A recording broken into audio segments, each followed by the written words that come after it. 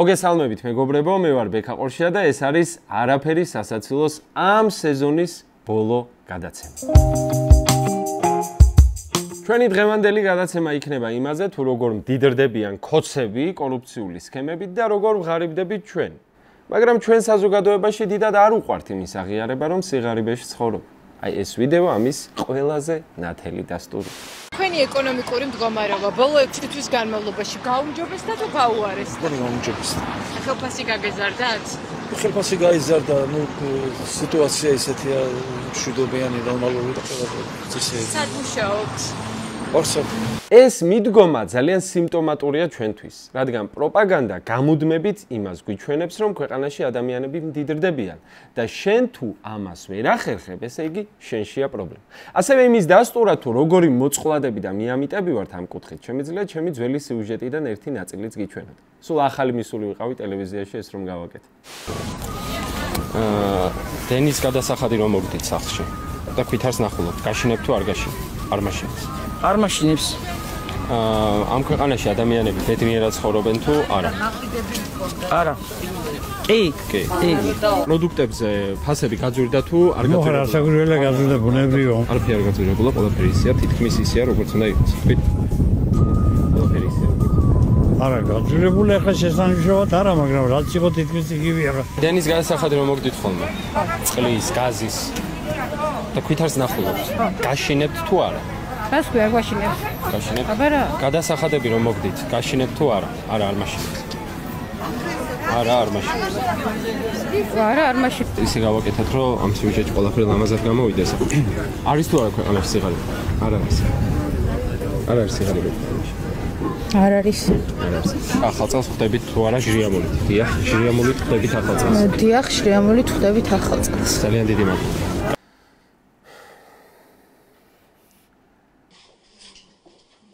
სატირალი რომ არ იყოს, ხუმრობა შეიძლებოდა. ვერც თქვენ მოახერხეთ გულიანად გაღიმება. მეგობრებო, ახლა მომიგდო უცებ ნიუსად ესეთი რაღაც რა. ქოცების შვილები საცხოვრობენ სად დაიბადნენ. ლევან კობიაშვილი. ორივე შვილი გერმანიაში დაიბადა. ბაია კვიციანი, შვილი დიდ ბრიტანეთში დაიბადა. მიხეილ ყაველაშვილი, უფროსი შვილი ინგლისში დაიბადა, უმცროსი შვეიცარიაში. ანრი ოხანაშვილი, ორივე შვილი ბერლინშია დაბადებული. ბექა ოდიშარია, უმცროსი შვილი ამერიკაშია დაბადებული და ამერიკის მოქალაქეა. ალუდა ღუდუშაური, ორივე შვილი ამერიკაშია დაბადებული და ამერიკის მოქალაქეა. დავით ზონღულაშვილი, უფროსი შვილი საფრანგეთში დაიბადა. კახა კალაძე, სამი შვილი იტალიაში დაიბადა, მეოთხე საფრანგეთში. და ამის ფონზე შალვა პაპუაშვილი ამბობს, ბრიუსელი გვეუბნება რომ ჩვენ ავყვეთ სრულ იდეოლოგიას და ვთქვათ რომ კაცი შეიძლება გახდეს ქალი. არ ვიცი რა კომენტარი გავაკეთო ამაზე. რა კომენტარი უნდა გავაკეთო? დედის ტრაკი. ის უნდა გავაკეთო მეგობრა. მთელი ევროპა ესენი არიან და ანუ რა გამოდის რომ აი მიხეილ ყაველაშვილს ან კობიაშვილს ან რა ვიცი ნებისმიერ როდესაც ამბობს რომ დასავლეთი არასამართლიან მოთხოვნებს გვიყენებს შეიძლება გულისხმობენ თავიანთი შვილების მესიჯებს. მამა 1000 ევრო ჩამირიცხე იახტურზე მივდივარ ბიჭებთან ერთ ჯგუფელებთან ერთად ან რაღაც ესეც არ ვიცი. მერე გამოვა და გეტყვის თქვენ არ იცით ხალხო რა არის ევროპა რა მოთხოვნები აქვთ მაგადა.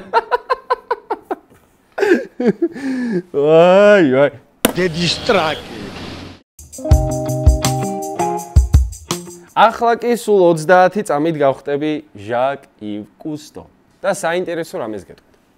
ზოგადად ორსული ვეფხვისებრი ზვიგენის საშვილოსნოში რამდენიმე ემბრიონი ერთდროულად იზრდება და იმ პროცესს რაც მერე იწყება ეწოდება ინტრაუტერიული კანიბალიზმი.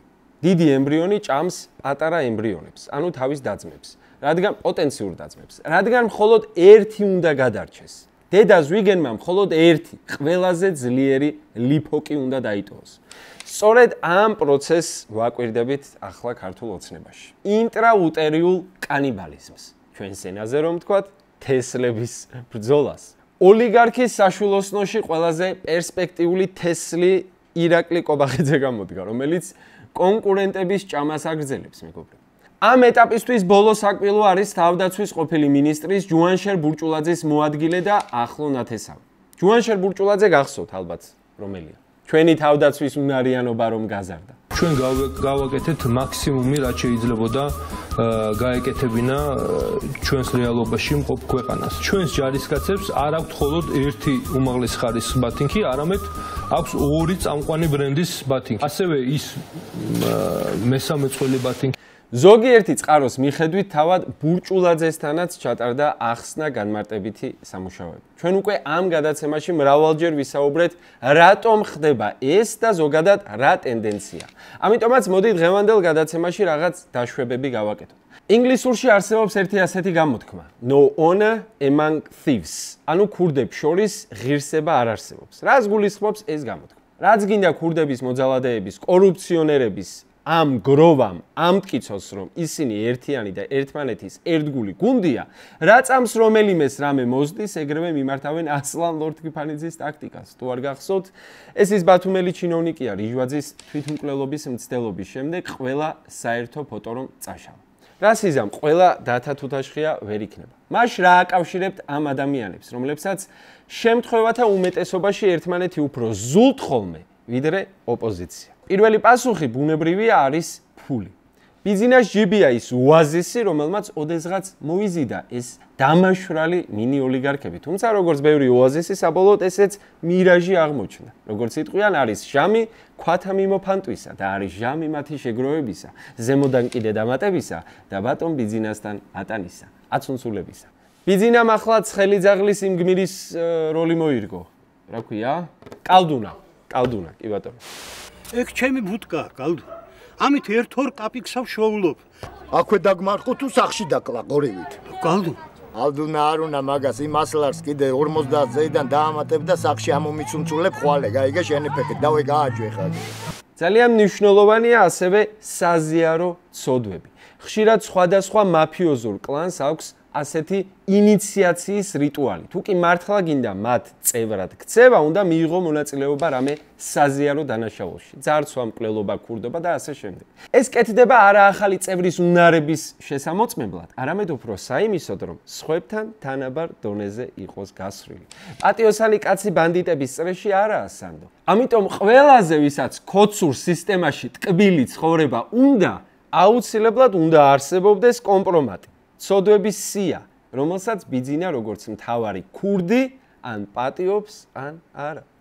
ამიტომაც დღევანდელ გადაცემაში ვეცდებით გამოვიცნოთ კიდევ ვის შეიძლება მოეთხოვოს ბიძინასგან ბოძებული ტალანტების უკან დაბრუნება. Z დარიცხული პროცენტი. გას იმ ასლარს კიდე 50 ზეიდან დაამატებ და სახში ამომიცუნცულებ ხვალე. გაიგე შენი ფეხი, დავე გააჯვე ხარ. მაშ ასე, ქოცების 7 მომაკვდინებელი ცოდვა. მე-7 ცოდვა. ამპარტავნება. დავიწყოთ პირველი და ალბათ ყველაზე მოდური ცოდვით, ამპარტავნება. ეს არის ცოდვა, როცა იმდენად მოწყვეტილი ხარ რეალობას, რომ გონია ყველაფრის უფლება გაქვს.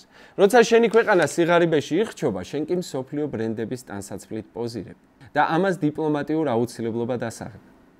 ჩვენი დღევანდელი მოდელი ამ ცოდვის პოდიუმზე არის საგარეო საქმეთა მინისტრი მაკა ბოჭორიშვილი. და მისი გარდერობი, ბარბერი, არ ვიცი, ამათ ვერ კითხულობ. მეგობრებო, მე მაქვს ახლა იმ ბრენდები ჩამონათვალი, უბრალოდ ვერ გამოვთქვა.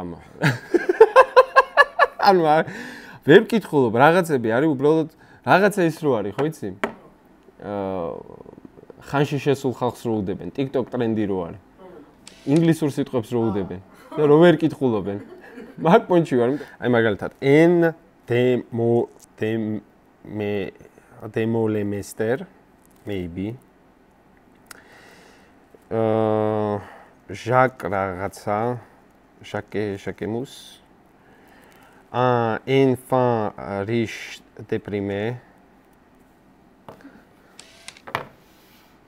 ნუ თუ ამ ბრენდების სახელებს სწორად უშეცდომოდ გამოთქვამ საქართველოში, ან ხარ მოდის სფეროში, ან ხარ კორუმპირებული.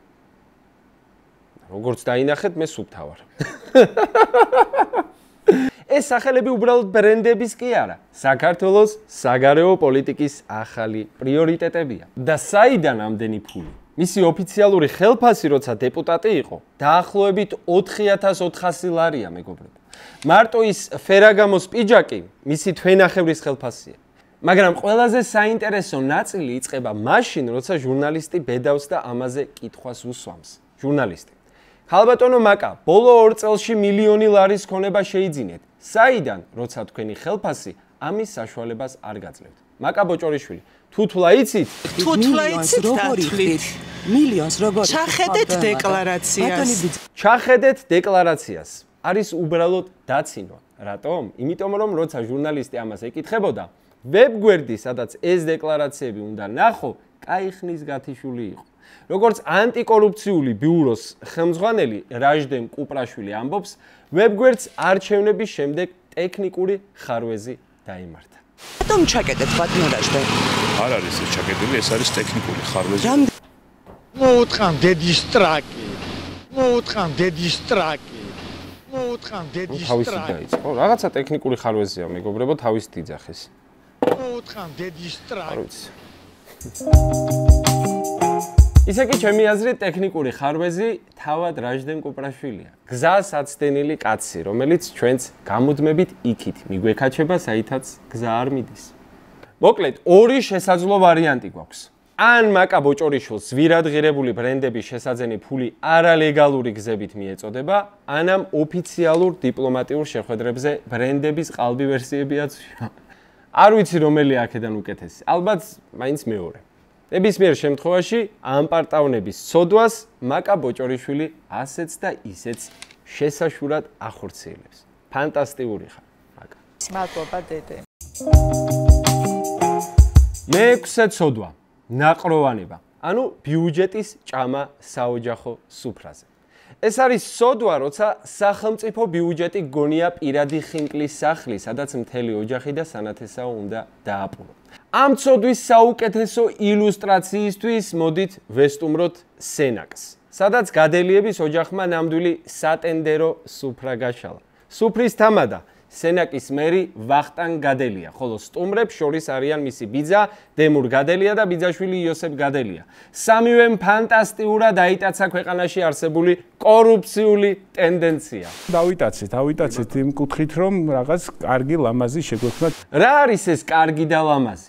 მენიუში გვაქვს 32 მილიონი ლარის სენაკის ბიუჯეტიდან. რა თქმა უნდა, ძირითადი კერძი 32 მილიონიანი კანჭის მენიუ მიდის ბიძის კომპანია არქეოპოლისთან. შედარებით მოგზალებული 6 მილიონიანი გარნირი კი ბიძაშვილის კომპანია ინდიკოსთან. იმისთვის რომ ყველაფერი კანონიერად გამოიყურებოდეს, ზოგჯერ კონკურსის იმიტაციასაც კი აწყობენ. ბიძის კომპანია მონაწილეობს ტენდერში და მისი ერთადერთი კონკურენტი, რა თქმა უნდა, ბიძაშვილის კომპანია. და ვინ აკონტროლებს რომ ყველაფერი კანონიერად იყოს? მერის მოადგილე ნანა ზარანდია. ქალბატონი ნანა სანამ მერის მოადგილე გახდებოდა, სწორედ მერის ბიძის კომპანია არქეოპოლისის დირექტორი იყო. ანუ გამარჯვებული კომპანიის ყოფილი დირექტორი ახლა ზის ატენდერო კომისიაში და ხელს აწერს დოკუმენტს, რომ მას ამ კომპანიასთან ინტერესთა კონფლიქტი არ აქვს. და ესეც არ არის ყველაფერი. როცა ტენდერი ზედმეტად დიდია და საკრებულოს თანხმობა სჭირდება, რას აკეთებენ? აუქმებენ ტენდერს და ყოფენ მას რამდენიმე პატარა ნაწილად. აი ესე გაიგეს ანდაზა ერთი თხილის გული 9 ძმამ გაიყო. გონი სწორი შედარება გავაკეთეთ, არა? დიახ. მოკლედ, თანხა იგივეა, უბრალოდ დოკუმენტებში უფრო ლამაზად ჩანს. დამოუკიდებელმა ორგანიზაციებმა ამ სქემის აღმოჩენის შემდეგ სახელმწიფო უსაფრთხოების სამსახურს თხოვეს ამ საქმის შესწავლა. იმათ რა დასკვნა გააკეთეს? კორუფციის ნიშნები ვერ აღმოაჩინეს. რა თქმა უნდა, ვერ აღმოაჩინეს. ეს კორუფცია კი არა, უბრალოდ ძალიან შეკრული ოჯახია, მეგობრებო. ძალიან დიდი მადით. და ეს მადა რაზე აისახა? ნუ, რა თქმა უნდა, ეს ჩვენს ბიუჯეტზე აისახა. ახლა აქ ნახე რა აისახება? დედის ტრაკი. მეხუთე ცოდვა, მეგობრებო. სიძვა. ახლა სანამ ვინმე აღშფოთდება, მინდა ხაზგასმით ვთქვა, ჩვენ არავის პირად ცხოვრებაში არ ვერევით და არ გამსჭით. ვისაც გინდა, რაც გინდა, ისაკეთეთ კანონის ფარგლებში. ამიტომ ამ შემთხვევაში ვისაუბრებთ პოლიტიკურ სიძვაზე. ეს არის ცოდვა, როცა არ გაგაჩნია პრინციპები და მზად ხარ შენი ლოიალობა მიყიდო ნებისმიერს, ვინც ხელისუფლებაში. პირადი გამორჩენის მიზნით ცხადი. ამ ცოდვის მთავარი გმირი, ჩვენი ისტორიის პრიმადონა არის ყოფილი პარლამენტარი სერგო ხაბულიანი. 2012 წელს ბატონი სერგო იყო პარლამენტის წევრი ერთიანი ნაციონალური მოძრაობიდან. ცაგერის მაჟორიტარი, მაშინდელი მმართველი პარტიის უერთგულესი ჯარისკაცი. იმდენად ერთგული, რომ ციხის ამბებსაც უправებდა. პრეზიდენტს ციხეებში მომხდარი ამბის შესახებ შეგიძლიათ ვიყავ ფოტოში. მე მინდა მე თან მოვედი ესენი არიან ერთი ქართული ოცნები ჟურნალისტები, ჩემი ჟურნალისტები არ არის არც სახელმწიფო არ არის, რატო უნდა ველაპარაკო, ბაბათო. მაგრამ შემდეგ ხელისუფლება შეიცვალა და ხაბულიანმაც მომენტალურად გაიხადა 5 ნომრიანი მაისური და დამოუკიდებელი გახდა. თუმცა მისი დამოუკიდებლობა დიდხანს არ გაგრძელებულა. მალევე მასში ახალმა ვნებიანმა სიყვარულმა გაიღვიძა. ამჯერად ქართული ოცნების მიმართ. ეს სიყვარული იმდენად ძლიერი იყო, რომ მან და მისმა ოჯახმა მმართველ პარტიას ჯამში თითქმის 400,000 ლარი შესწირეს. და რას იღებს სანაცვლოდ ასეთი მხურვალე, ახლად აღმოჩენილი სიყვარულისთვის? რა თქმა უნდა, საათობრივ ანაზღაურებას. როგორც იღებენ ხოლმე. ამ პროფესიის ადამიანები. უბრალოდ ამ შემთხვევაში ტარიფი იყო 330 მილიონი ლარის სახელმწიფო შესყიდვებით. დედის ტრაკი. მისი ოჯახური კომპანიისთვის და რა თქმა უნდა, ეს კონტრაქტები მოპოვებული იყო უმეტესწილად ყოველგვარი კონკურენციის გარეშე. რადგან ჭეშმარიტ ვნებას ეჭვიანობაც ახასიათებს. აი ასე, სახელმწიფო ბიუჯეტიდან ასობით მილიონით გაფინანსებს და შენც უპრობლემოდ მათ წინაშე იხდი. მადლობას. მაგრამ ბატონი ხაბულიანი მარტო არ არის ამ რომანტიკულ მოგზაურობაში. აგერ ბექა ოდიშარია 2012 წლის ივნისში ნაციონალური მოძრაობის შემომწირველი იყო. აგერ გივით არგამაძესთან ერთად გადაფსკვნილი დადის, ხელიდან არ უშვებს. ეს ფოტო საუკეთესოდ აღწერს ამ კაცის ფსიქოტიპს, როგორ უყვარს ძალაუფლებასთან მიტმასვლა, ძალაუფლებასთან და არა ადამიანებთან, რადგან ხელისუფლების ცვლილების მერე უფრო მომგებიანი სიყვარული იპოვა ქართულ ოცნებაში. ის კაცი კი, ვისაც ასე ელაქუცება ამ ფოტოს, 2 თვის წინ ციხეში გაუშვა. არ გამოგჩეს გოჩა ენუქიძეც მისი სიყვარული ნაციონალების მიმართ. ეს კაცი 2012 წელს ნაციონალურ მოძრაობას წირავდა ფულს. ნაციონალური მოძრაობა რო გამარჯვებული გამოსულიყო 2012 წლის არჩევნებში. თქვენ დატოვებდით ნაციონალურ მოძრაობის რიგებს თუ არა? რა თქმა უნდა არ წამოვიდოდი. ისე ჯერ რომ ნაცები იყვნენ და მერე ქოცები, მაგათ შორის ყველაზე მდიდარი არის გოჩა ენუქიძე. უბრალოდ ვერ დაიჯერებთ ეს კაცი რამდენ კომპანიას ფლობს და რამხელა ქონებას. 100 მილიონ ლარზეა ლაპარაკი მეგობრებო. ახლა წაკითხავთ შემოკლებულ ვერსიას მისი დეკლარაციიდან თუ რამდენ კომპანიას ფლობს მთლიანად ან ნაწილობრივ.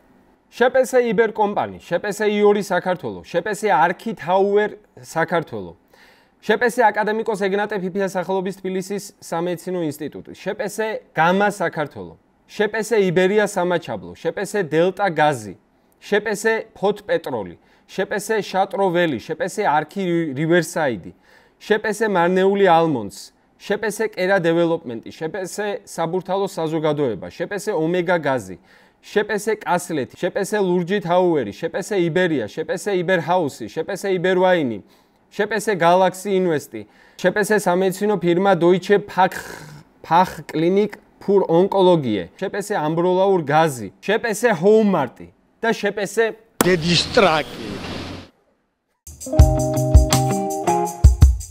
მეოთხე ცოდვა, სიხარბე.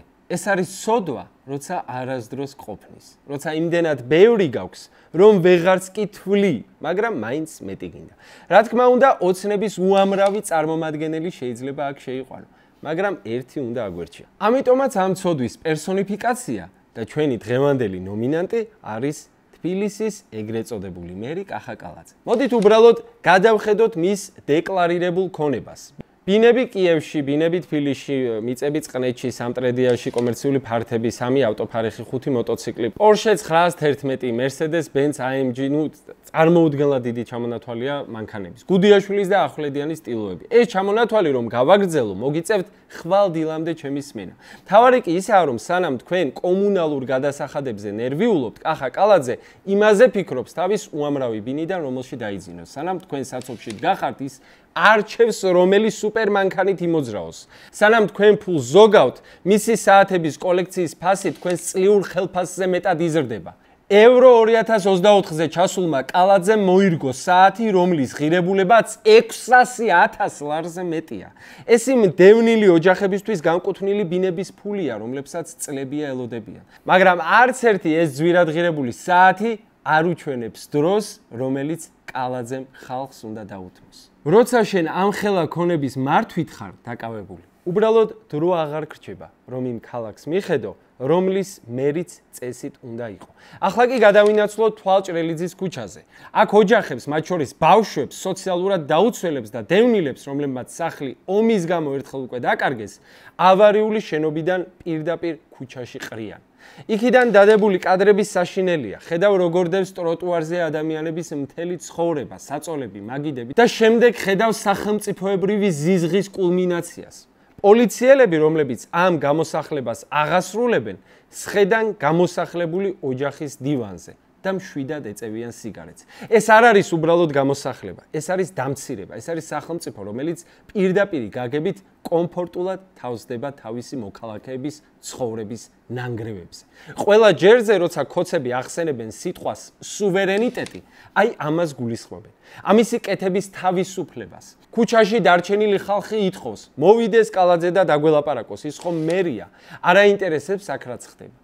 და რას პასუხობს 600,000 ლარიანი საათის მფლობელი მერი? მიდის, ეხმარება? არა. ის ამბობს, მისვლას არ ვაპირებ, რადგან ეს მუნიციპალიტეტის თემა არ არის. აი ეს არის სიხარბის სოდვის არსიც, მეგობრებო. ეს არ არის უბრალოდ ბევრი ფულის ქონა. ეს არის მდგომარეობა, როცა ეს ფული შენსა და ჩვეულებრივ მოქალაქეებს შორის კედელს აშენებს. მილიონიანი საათების კოლექცია მისი თემაა. ქუჩაში დარჩენილი ატირებული ბავშვი კი მისი თემა არ არის. და ამ ყველაფრის კულმინაციად ბავშვების ქუჩაში გამომყრელი კალაძე ამ საშინელებებიდან სულ რაღაც ერთ კვირაში საზეიმოდ წარგვიდგინეს მერობის კანდიდატად, როგორც ყველაფრის ჩემპიონი. დღეს ჩვენ თბილისის მერობის კანდიდატად წარმოგიდგენთ ნამდვილ ჩემპიონს. ასე რომ სანამ კალაძე რონალდუს ეჯიბრება ფუფუნების ლიგაში, მისი მოქალაქეები ქუჩაში ათენებენ ღამეს. მან აიშენა საკუთარი მოოქროვილი ქალაქი, ჩვენ კი დაგვტოვა მეორე თბილისში, თბილისში, სადაც შენობები ინგრევა. ოჯახებს სახლებიდან ყრიან და სადაც მე სჯერა, რომ ეს ყველაფერი მისი პრობლემა არ არის. ამის მიუხედავად, კალაძე მაინც უნამუსოდ გვიმტკიცებს, რომ ბოლო 8 წელიწადია თბილისის ყველა უბნის ცხოვრებით ცხოვრობდა. თქვენ წინაშე ვდგავარ არა მხოლოდ როგორც მერობის კანდიდატი, არამედ ადამიანი, რომელიც ბოლო 8 წელია თბილისის თითეული რაიონის, თითეული უბნის ცხოვრებით ცხოვრობს. ერთადერთი გლდანელებთან ბოდიში, როგორც იცით, კალაძე გლდანს თბილისის ნაწილად არ თვლის. მან წაგვიყვანა გლდანში. გლდანში ცხოვრობდი, იმიტომ რომ ბინა არ მქონდა თბილისში.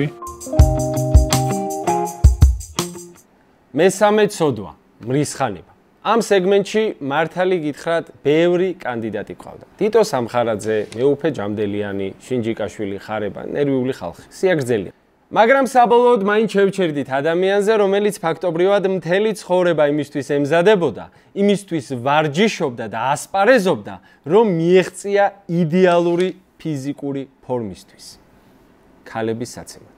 სოფლიო ჩემპიონი, ოლიმპიური პრიზიორი, ექს-პარლამენტარი და ახლა უკვე ოჯახში ძალადობაში ბრალდებული ლუკა ელდარ კურტანიძე. მადლობა, მინდა გადაგიხადოთ მობრძანებისთვის, ჩვენ ყველას ძალიან გვახარებს თქვენი ხილვა. პირველ რიგში დიდი მადლობა მოწვევისთვის. მთელი ის წლები სპორტდარბაზში, მთელი ის ოფლი, შრომა, ჩვენ რომ გვეგონა ეს საქართველოს სადიდებლად იყო ოლიმპიურ პოდიუმზე. თურმე ეს უბრალოდ გახურება ყოფილა ქობულეთის სამზარეულოში გასამართი მთავარი ორთაბრძოლისთვის ყოფილ მეუღლესთან.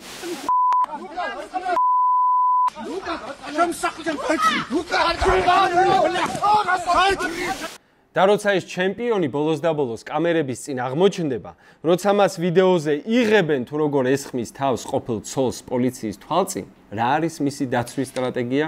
კუნთი დაეჭიმა? ცუდ ხასიათზე იყო? არა. მისი ადვოკატის განცხადებით, კონფლიქტი გამოიწვია ნაციონალურმა მოძრაობამ. ნიკანორ იმას მელიასაც იმასაც რაფიამ კიდე მინარი კიდე ციხეში ყველას მოგიკითხავთ. მაგრამ ყველაზე საინტერესო ამ ისტორიაში არის კურტანიძის საჯარო პერსონა. ეს კაცი, რომელიც ყოფილი ცოლის თქმით მასზე წლების განმავლობაში ძალადობდა, 2022 წელს მონაწილეობდა იმედის გადაცემაში სიცრუის დეტექტორი. წამყვანი ეკითხება: მეუღლე თქვენი ცხოვრების ერთადერთი სიყვარულია? ერთადერთი და ბოლო. ერთადერთი და ბოლო. დეტექტორი ადასტურებს. ეს პასუხი არის სიმართლე. ამის მერე კურტანიძემ ფიზიკურად იძალა და ცოლზე გაშორდა და სხვა ცოლი მოიყვანა. და ბოლოს ამ ისტორიის კულმინაცია. სანამ ყოფილი ცოლი ძალადობაზე საუბრობს ადვოკატი ნაციონალებზე, კურტანიძის ამჟამინდელმა ცოლმა სოფია მეფარიშვილმა გადაწყვიტა ამ ისტორიისთვის კიდევ ერთი ძალიან საინტერესო შტრიხი დაემატებინა. მან განაცხადა, რომ ეს სტეროიდებიანი განდეგილის იმიჯის მქონე ადამიანი თურმე 14 მილიონი დოლარის მფლობელია. ჩემს მეუღლეზე, ლუკა კურტანიძეზე მიდის მიზანმიმართული პროვოკაციები, რათა ჩაიგდონ მისი ქონება ხელში. ქონების ღირებულება შეადგენს დაახლოებით 14 მილიონ დოლარს. მართლა ყოჩაღამ გოგოს. აი ზუსტად ახლა, როცა ბიძინა დაძერწის კოცებში და მილიონ ავსებს თავის საფულეს, საუკეთესო დრო იყო იმის გასამჟღავნებლად, რომ ლუკა კურტანიძე თურმე საიდუმლო მილიონერია. მაგრამ ამ 14 მილიონიანი კაცის ისტორია აქ არ მთავრდება, რადგან სანამ ის მილიონებს აგროვებდა, მისი შვილები 2016 წლიდან ოფიციალურად რეგისტრირებულები არიან სოციალურად დაუცველთა ბაზაში. მილიონერი მამის შვილები იმავე სიაში არიან, სადაც ქვეყნის ყველაზე გაჭირვებული ოჯახები. მეტიც, მისი ყოფილი ცოლი ხათუნა მიქაცაძე ყვება, რომ როდესაც მანამ სოციალურად დაუცველ ბავშვებს საკუთარი ქონების ნაწილი აჩუქა, რადგან საცხოვრებელი არ ქონდა, კურტანიძე კიდევ უფრო აგრესიული გახდა. ეს უკვე სიხარბეს და მრისხანებას სდება. ყველა ნორმალური ადამიანისთვის ეს არის მორალური კოლაფსი, ხოლო ქოცებისთვის ოჯახური ფასეულობების დაცვა. მეორე ადგილი სიზარმაცის ცოდვა. სიზარმაცე ცოტა უცნაური ცოდვაა. დილის ადგომა ყველას გვეზარება. მე სულაც დილის გადაცემა მიყავს. ნუ შუა დღეს, მაგრამ ჩემთვის დილა. მაგრამ ამ კონტექსტში სიზარმაცე არის მდგომარეობა, როცა იღებ უზარმაზარ ხელფასს და პრივილეგიებს სახელმწიფო სამსახურისთვის და შემდეგ არაფერს აკეთებ. აი რას გულისხმობ. მეათე მოწვევის პარლამენტის პირველ წელს 21 დეპუტატს სხდომათა დარბაზში ერთხელაც არ ამოუღია ხმა. ერთი წელი ისხდნენ ჩუმად, როგორც ავეჯი, ძალიან ძვირად ღირებული, ჩვენი ფულით ნაყიდი ავეჯი, რომლებზეც ხანდახან ბიძინა ალაგებს ფეხებს, მეტი ვერავი. მაგრამ ამ დუმარე სტოიკურ გმირებს შორის ერთი განსაკუთრებულ ყურადღებას იმსახურებს. ჩვენი ნომინანტი სიზარმაცის ცოდვაში არის მილიონერი დეპუტატი ელგუჯა გოცირიძე. აი ამ კაცია ლაპარაკი. თქვენ ხართ ვინც და სარკეში ჩაინახეთ და როგორ გეკადრება? ეს კაცი ერთი წლის განმავლობაში პარლამენტში იჯდა და ერთი სიტყვაც არ უთქვამს. პირდაპირ მნიშვნელობით. არც ერთი გამოსვლა, არაფერი. მოკლედ სანამ ეს ჩვენი ელგუჯა პარლამენტში დუმილის აღთქმას ასრულებდა, მისი საბანკო ანგარიშები ძალიან ხმაურობდა. არც ერთ თეთრს მე არ ავიღებ ხელფასიდან. არც ერთ თეთრს არ ავიღებ ხელფასიდან. ეს არის ყველაზე საშიში ფრაზა მეგობრებო. ასეთმა კეთილშობილმა ადამიანებმა წესით უკეთესი ადგილები იციან ფულის ასაღებად. მოდით გადავხედოთ მის ქონებას.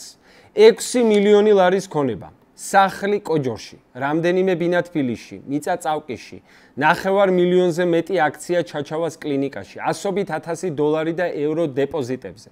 და რაც ყველაზე საინტერესოა, მხოლოდ ერთი ბიზნესის მართვის უფლებიდან ერთ წელიწადში მან შემოსავლის სახით მიიღო 1,112,000 ლარი. საოცარი შედეგი. მე ვფიქრობ, რომ ყველაფერი შესაძლებელია თუ მოინდომებს კაცი. ახლა კი მოდით შევადაროთ. პარლამენტში სიჩუმისთვის და არაფრის კეთებისთვის მას ხელფასიდან დაუქვითეს რამდენიმე 1000 ლარი. ამავე დროს, როცა ის ჩუმად იყო, მისმა ბიზნესმა მას მილიონზე მეტი მოუტანა. ბიზნესის თვალსაზრისით თუ შევხედავთ, მისი დუმილი პირდაპირ გაგებით ოქროა. ეს საქართველოს ისტორიაში ყველაზე მომგებიანი სიჩუმეა. აკი გვასწავლიდა გიორგი მერჩულე. ბრძნად მეტყველებაი ვერც ხლიარს წმინდაი, ხოლო დუმილი ოქროი რჩეული. და ეს არის სიზარმაცის სოდვის არსი ქართული ოცნების სისტემაში. ეს არ არის უბრალოდ ინდივიდუალური სიზარმაცე, ეს არის სისტემა, სადაც შენ არ გჭირდება მუშაობა, შენ არ გჭირდება კანონების წერა, არ გჭირდება დებატებში მონაწილეობა, არ გჭირდება ამომრჩევლის პრობლემებზე საუბარი. შენი ერთადერთი ფუნქცია ასეთია: დილით ცხადდები პარლამენტში. არ მიყვარს დილას ადრე ადგო. თვეში ორჯერ გაიჭირვებ არაუშავს. შეხვალს ხდომაზე ღილაკს თიც დააჭერ და მიიღებ კანონს, რომელიც დააჩქარებს ჩვენი ქვეყნის დაღუპვის პროცესს. შენი ღილაკს დააჭერ ელგუჯა, მე ამ ღილაკს დავაჭერ. ედის ტრაკი. და ვიქნებით ასე. პირველი ადგილი, შური. ეს არ არის უბრალოდ ისეთი შური, მეზობელს უკეთესი მანქანა რომ მყავს და შენს გინდა. ეს არის ბევრად უფრო ღრმა, უფრო ბნელი შური. ეს არის იმ ადამიანის შური, რომელსაც აღიზიანებს სხვისი ბედნიერება, სხვისი თავისუფლება, სხვისი ნიჭი. და ჩვენი დღევანდელი ნომინანტია ქალი, რომელიც როგორც ჩანს, საკუთარ სიამოვნებას მხოლოდ სხვისი დამცირების და განადგურების პროცესში პოულობს. თეა წულუკიანი. მოგესალმებით. ეს ქალი ვერ იტანს, როცა ყურადღების ცენტრში სხვა ექცევა. ის გავს სტუმარს ქორწილში, რომელიც ატარძალზე მეტად ცდილობს ყურადღება მიიქციოს. როდესაც ის კულტურის მინისტრად დაინიშნა, სფეროსი, რომელიც წესით შემოქმედებასა და თავისუფლებას უნდა ემსახურებოდეს, ისი განვითარების გეგმით კი არ მივიდა, არამედ შავი სიით. მისი პრინციპი მარტივი იყო: რასაც ვერ ვაკონტროლებ, იმას ვანადგურებ. შემდეგ დაიწყო პირდაპირი წმენდა.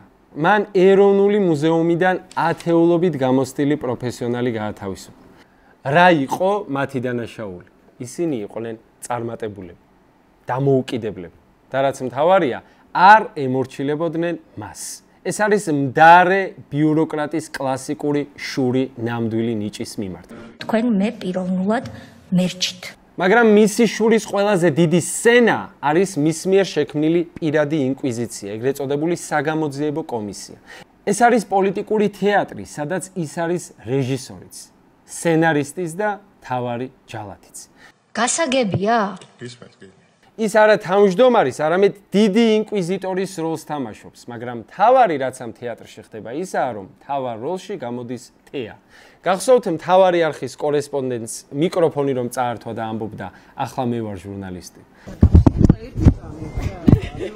ქალბატონი ემა აღარ არის ჟურნალისტი, მე ვარ ჟურნალისტი.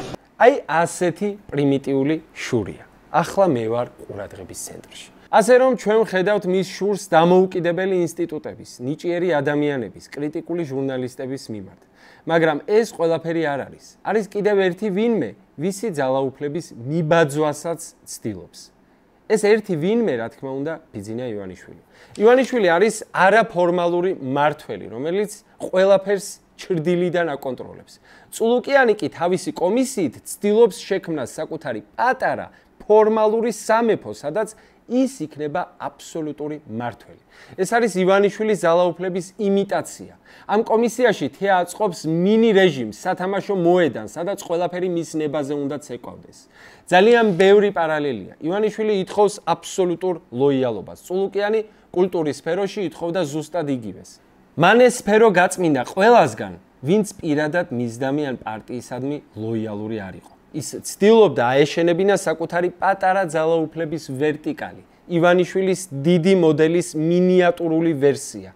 მისი შური შესაბამისად მიმართული არა მხოლოდ ქვევით, ნიჭიერი და თავისუფალი ადამიანებისკენ, არამედ ზევითაც, ამ სისტემის ძალაუფლების ერთადერთი წყაროსკენ. მან იცის, რომ ვერასდროს იქნება ბიძინა, ამიტომ კმაყოფილდება იმით, რომ იყოს მისი ყველაზე სასტიკი, ყველაზე ენთუზიაზმით სავსე და ყველაზე თეატრალური ჯალათი. მისი სადიზმი არის მისი ამბიციის და შურის საბოლოო გამოხატულება. ეს არის იმ ადამიანის მრისხანება, რომელმაც იცის, რომ პირველობა ვერასოდეს ეღირსება. მოკლედ მეგობრებო, ესაა ქართული ოცნების 7 მომაკვდინებელი ცოდვა. გულწრფელი რომ იყო 7-ზე შორს წავიდოდი და სპეციფიკურად ქართული ოცნებისთვის მორგებულ ცოდვებს დავამატებდი. აი ზარქუ არ ხარ მაგალითად. ხო, ცოდვაა თავისთავად ზარქუ არ ხარ, მაგრამ 7-ზე გავჩერდით. რა კი ჩემი და თქვენი დროც შეზღუდულია და მეცაც გეტყვით. ამ ზემოთ ჩამოთვლილ ცოდვილთა დროც შეზღუდულია. ხომ არის რაღაც რწმენა რომ ხანდახან ერები ცოდვებისთვის ისჯებიან. დამიჯერეთ, რომ ეს სოდვა არაა მარხვაში კატლეტის ჭამა და არც ლაბუბუების შეძენა, რაზეც ბოლო დროს პანიკა აწეული. ნამდვილი მიზეზი აი ზემოთ ჩამოთვლილი მაგალითები იქნება. ოღონდ კიდევ ერთხელ უნდა ვთქვათ, რომ ყველას მოიკითხება. აუცილებლად მოიკითხება. და სანამ დაგემშვიდობებით, მეგობრებო, გეტყვით, რომ ეს იყო სეზონის ბოლო გადაცემა და დაახლოებით ერთვიან პაუზაზე გავდივართ. როდესაც რამდენიმე თვის წინ ვიწყებდით პროექტზე მუშაობას, ფაქტობრივად ყველა ვიყავით გაურკვევლობაში. რა გველოდა წინ?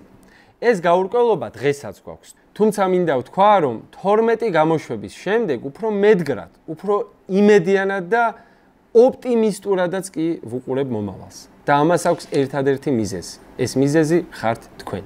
ზოგ გამოშვებას 100,000-ზე მეტი ნახვაც აქვს და გამოხმაურება კი მუდამ შემაგულიანებელია. მე მინდა გულწრფელი მადლობა გადაგიხადოთ მხარდაჭერისთვის და იმისთვის, რომ მისმინეს სახით ერთად ვცდილობთ ახალი, დამოუკიდებელი ქართული მედიის აშენებას. შევხვდებით სექტემბერში.